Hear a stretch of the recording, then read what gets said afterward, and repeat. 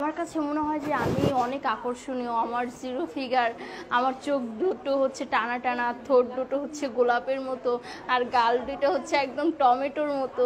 আর শুধু তাই না, আমার এই যে কান দুইটা একদম খরগোশের মতো খাড়া খাড়া, আর চুলগুলো একদম রেশমি রেশমি। তো আমি ভাবলাম যে এই সব গুণই যেহেতু আমার ভিতরে আছে, তার মানে আমি সুন্দরী।